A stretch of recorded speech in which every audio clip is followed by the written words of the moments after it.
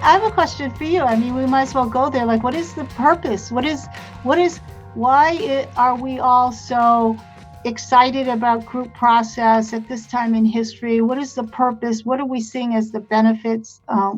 What are the or what are the claims we are making? This is a question that I had when I first started in 2012. The claim was that this was happening in these group processes. People were making claims of group enlightenment and all these things, and I started participating in them, and I didn't actually see that they were achieving the claims that they were making. And so that's maybe an interesting question. Not to make a bummer out of it, but well, yeah, I think, I mean, we don't claim a whole lot aside from the just being there is a community and there are people who are talking about these set of subjects and doing these set of practices, and maybe you might be interested in doing it. It's not like we're advertising enlightenment or something in the courses or the groups. Although I think some of the work relates to that question, and we've especially been discussing a lot of the Jed McKenna books about spiritual enlightenment in the calls, which I think is interesting. But it's irrelevant, really. It's the community is kind of the sales focus, right? It's like, come in, meet like-minded people, that kind of thing. But there is transformational experiences that individuals are going through, I would say, within the groups that are just a matter of doing the work and doing the processes. And it's a hell of a lot more individual work than group process work. I mean, the group seems to just be like, okay, you're not insane. I mean, you seem to be on the right track, and it's more of a confirmation of what most people seem to intuitively already understand when they're doing the individual work.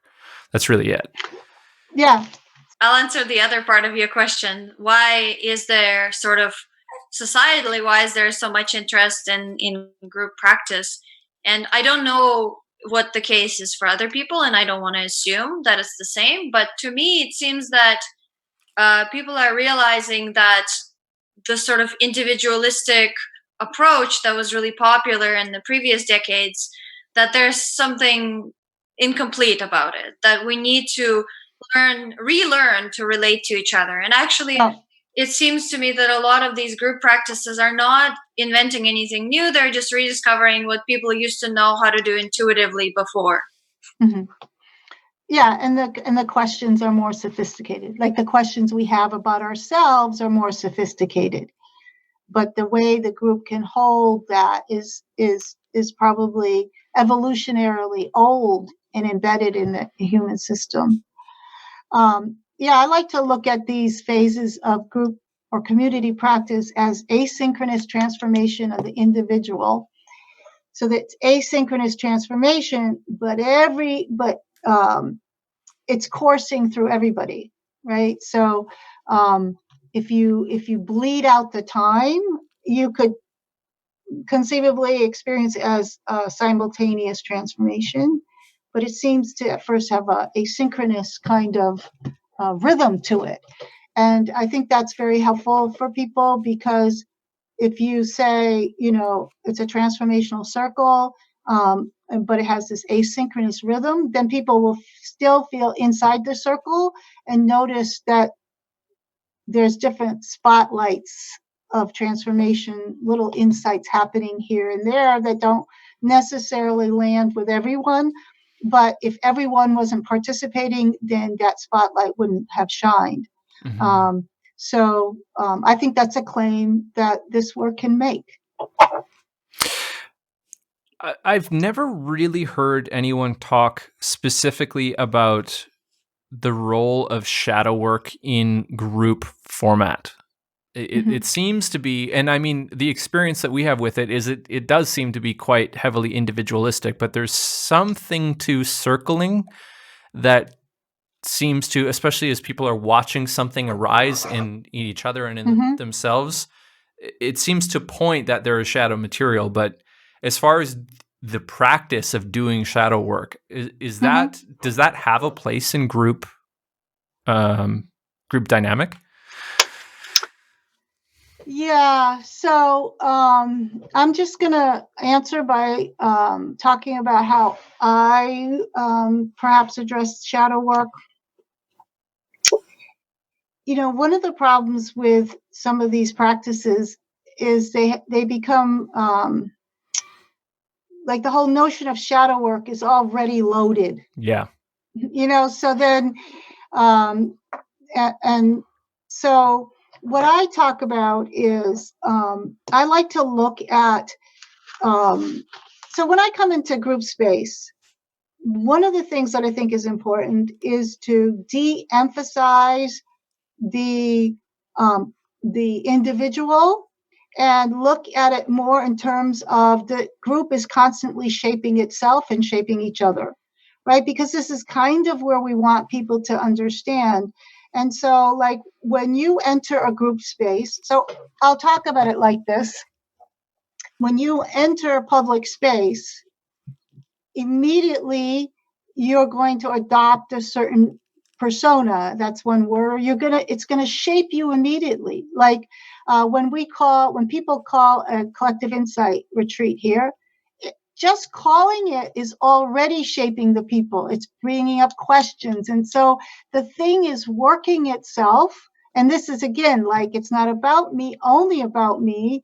It's how do I respond to the process that's underway, and how is the process asking me to respond? Okay, so instead of saying you have shadow and you have to work on something, which again puts the spotlight not on the correct unit of inquiry. The unit of inquiry is this group and in this present moment. And so what I will say, what we'll talk about is how, again, I spend a lot of time talking about how in early childhood you have a me before you have an I. And the me is the way your parents look at you. You realize that you're an object for their perception, and that what you do with that me changes your relationship to your caregivers. A little later on, you realize the me that your father sees, and just use old gendered stereotypes, is different than the me your mother sees. And you start to make primary schemas about gendered roles. And the me is online, and this becomes the social me. So when we're in social space, we're always trying to pick from our little box of tools the object that's going to fit in the public sphere. So the way I work with that is if I'm facilitating a novice group, I'll say, we'll all be sitting around, people will be saying something. And then I'll say, if you notice, there's a lot of stuff going on in your minds. There's like all this stuff going on in your minds. And then you have a gatekeeper that would never say that. Like, there's a whole lot going on, and then there's the gatekeeper. Like, what is that gatekeeper? Like, what is its function? Let's look at the gatekeeper. And, or people be quiet, and I'll tease them like, oh, you people are like, I know there's a lot going on there, And so we notice that there's a whole lot going on that doesn't make it out into public space. So we look at that, and then we don't say you have to expose it or anything, but you're looking at what's under the hood here, and we all have it, And so so what's not making it has something to do with shadow, right? Now some people might put it in that frame. So but I try to be much more human about it. Like I say, I'll say something like, and I'm just picking from different experiences, I'll say something like, people, we're in a pickle because you come to these groups and you want to be seen. I mean, everybody really wants to be seen, but everybody is terrified to be seen, so we hide. So we put each other in pickles because, like, I'm mad at you because you can't see me, or my mother, or my partner, but I actually gatekeep who I am. And so how is it possible for me to be seen? So we just all start to talk about, like, how this thing functions, and it's okay. It's okay how it functions. We just need to become aware of how the thing functions. And yeah. so that's kind of, I have a different way of languaging, a different way of working in spaces than some of the other techniques out there. The brand new Future Thinkers members portal is now live.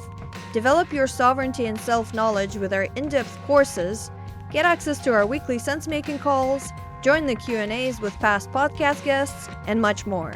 Become a Future Thinkers member today at futurethinkers.org/members. Enter the Future Thinkers giveaway and win our brand new community membership, including in-depth courses, private calls, and more, as well as a supply of Qualia, a complete cognitive upgrade for your brain. To enter the contest, simply go to futurethinkers.org/giveaway and sign up for our mailing list to instantly get our 50-page guide on how to adapt to the future. There are many ways to increase your chances of winning. Enter the competition today.